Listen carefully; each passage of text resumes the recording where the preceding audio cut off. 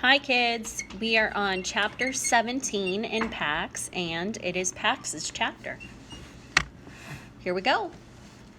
Pax watched Gray lap at the river's edge, then stumble back.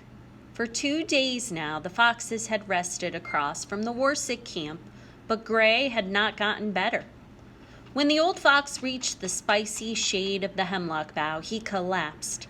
His eyes were hollow and glazed, and he barely flinched when Pax cleaned his neck once more.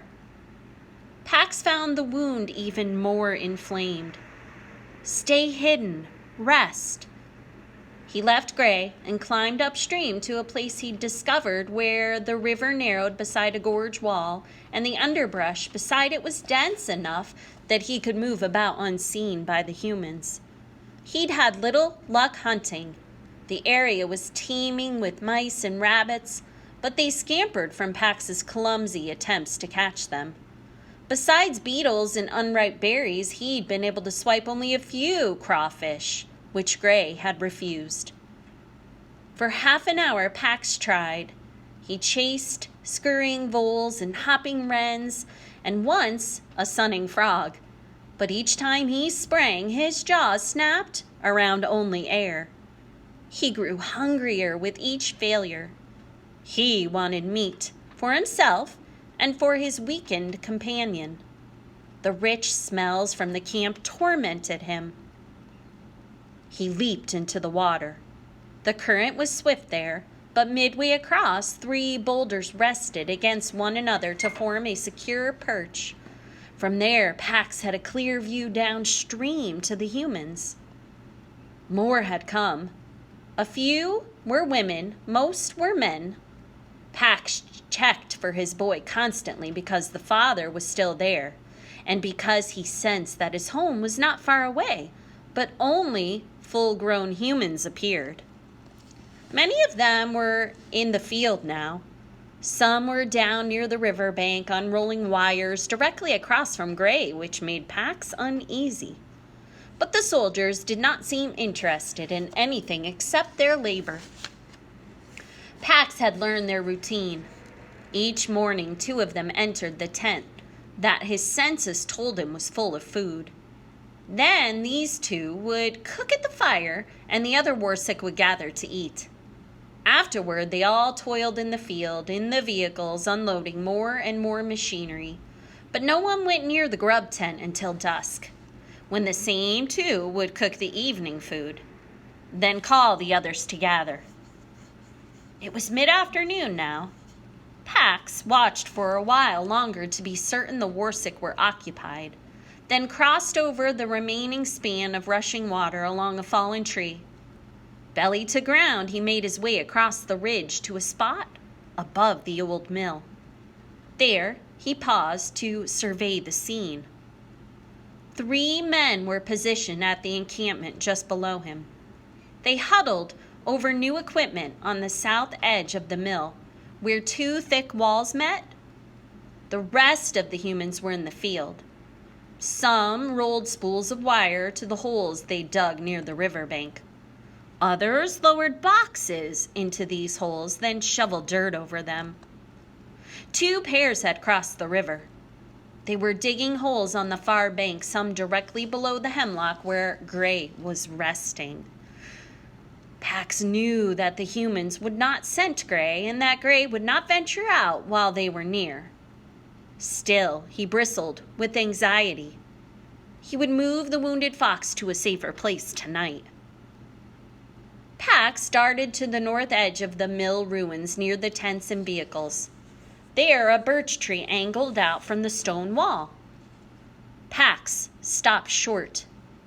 He had been here before.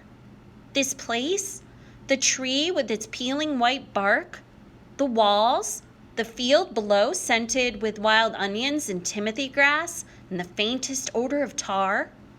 He recognized them all. He'd been here with his boy long ago as a kid. The scene returned. Sticks. Peter and 3 other boys had rushed each other from these stone walls, whooping and brandishing sticks. They'd been laughing, but those swinging sticks had made Pax uneasy. He'd shadowed Peter yipping at the other boys when they came near too, until Peter had tied him to this very tree. Pax had whined and chewed at the rope the rest of the afternoon. Peter had been here. Pax sniffed the tree at the base of the wall thoroughly, but he could find no trace of his boy now. The Warsick men, though? Their scent was everywhere, strong and dangerous. Pax's gut tightened. He checked the tents until he was certain there was no movement around them. Then he made a dash for the grub tent. At the corner, he paused, checked again, and then slipped under a flap. Inside, meat hung above tables heaped with onions and potatoes, a bonanza for his taking. Pax sprang and seized a joint of ham, tearing it from its hook, and darted out of the tent with the heavy prize in his mouth. He ran hard uphill behind the walls and back through the shrubby wood. At the river, he dropped the ham and gulped down a meal of salty meat.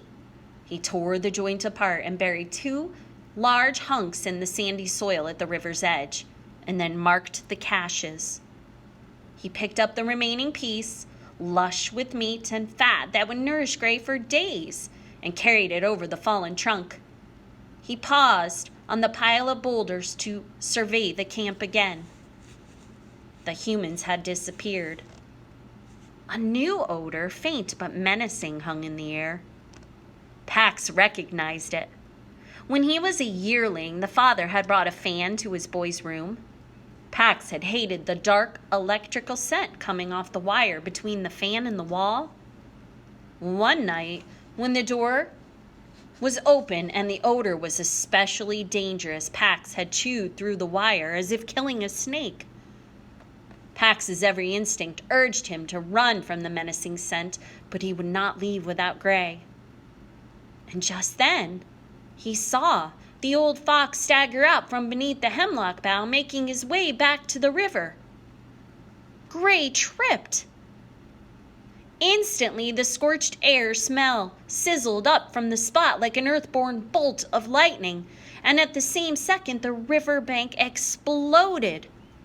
Soil and rock and river and turf blew up in a furious roar, then fell back to the cratered earth like harsh, black rain. Pax dropped the ham and barked for Gray. His ears rang in a shuddering silence. The Warsick poured out from behind the walls. From their cries, Pax knew they were excited.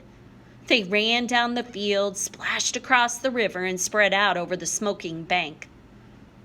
After several moments of searching, they made their way back to the camp. When the last of the Warsick had returned, Pax tore down the gorge. The great hemlock bough lay across Gray's chest, cleaved from the tree. Pax nosed his friend's muddy cheek, pawed his flank. He sniffed Gray's muzzle. There was breath there, but just barely. Pax lay down shoulder to shoulder with the old fox, pressing tight in full company. He could offer only witness, but nothing else was asked. Now linked with Gray's final memories, he heard the song of an Arctic bird instead of the human shouts. Instead of the ashy haze that hung over them, he saw, with Gray, a vast blue bowl of sky. Instead of lying on gritted ground, he tumbled with Gray and his brother Kits across the snowy tundra, spiked with starry blue flowers.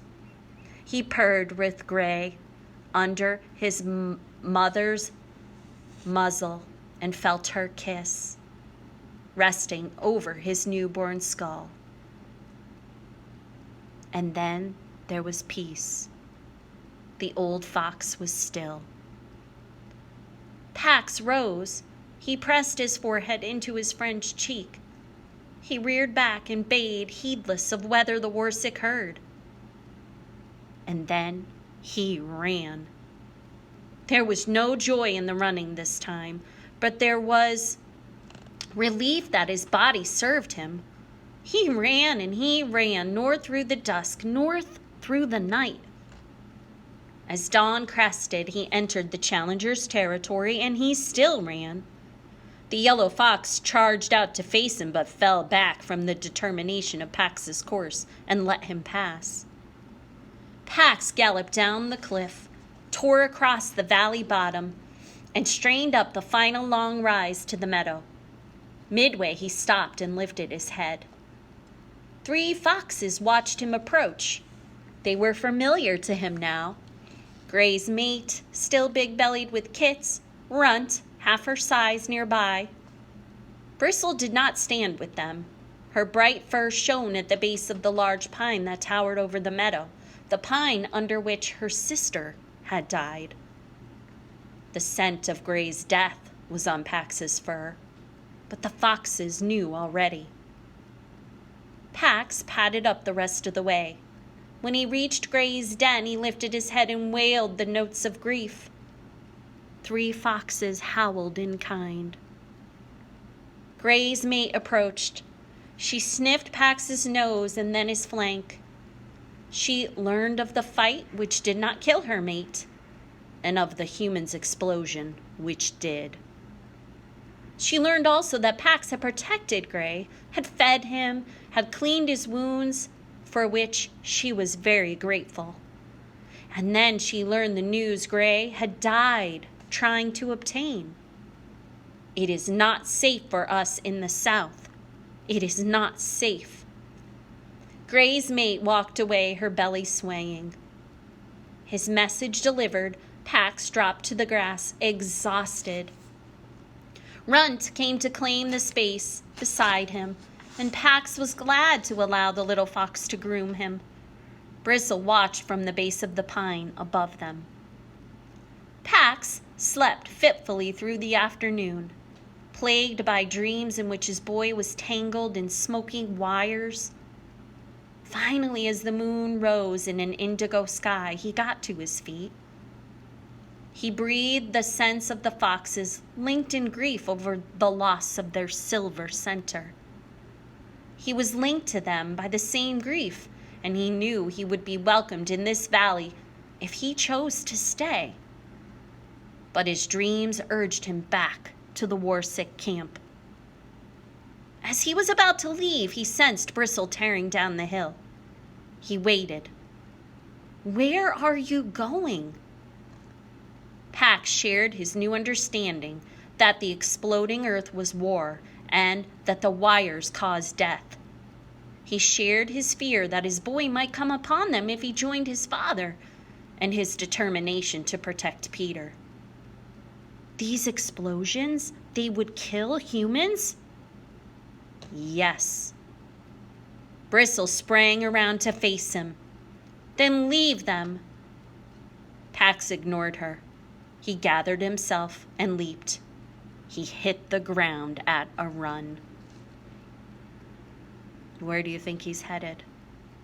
And that is the end of chapter 17. Thank you for listening.